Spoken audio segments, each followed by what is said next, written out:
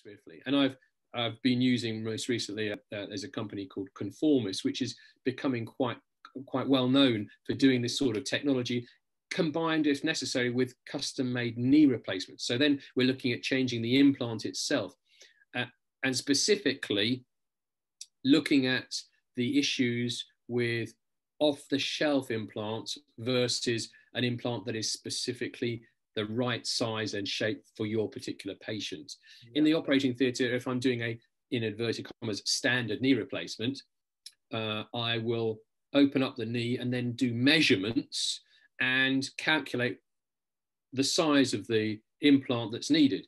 But in the operating theatre, I have a range of sizes available to me. For example, size 1, 2, 3, 4, 5, 6. Yep. But my patient might be a size 4.35 rather than being a size 4 or a size 5. And then obviously you are worrying about trying to make the patient fit the implant rather than the implant fit the patient. Yeah. You've probably heard this before.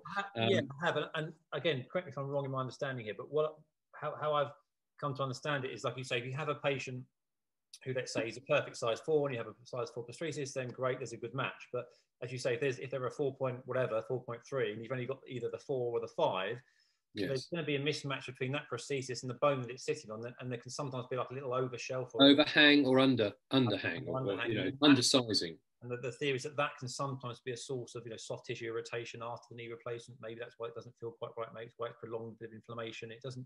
They're not maybe making the recovery that they were expecting, perhaps because of that slight mismatch. Is that exactly right?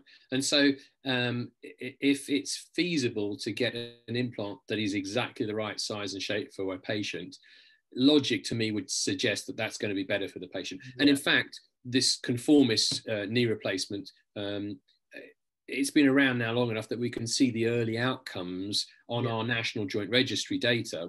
We collect the data for all knee replacements and hip replacements in the country. And we've used that for decades as a way to judge what works and what doesn't work. And it's a fairly crude measurement because it looks at failure. Does the patient need to have revision or redo surgery? And the Conformis implants that have been put in over the last few years are performing really well, better than the rest of the knee replacements at an equivalent stage after surgery.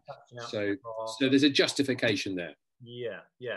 And would you say, in terms of just anecdotally, the patient, because a lot of the surgeons that I speak to who do the Conformis, or have, let's say, have regressed to the Conformis, they often say to me anecdotally, they say, off the record, I have noticed my patient, a bit more like the hips you're saying, I've noticed the patients are happier generally.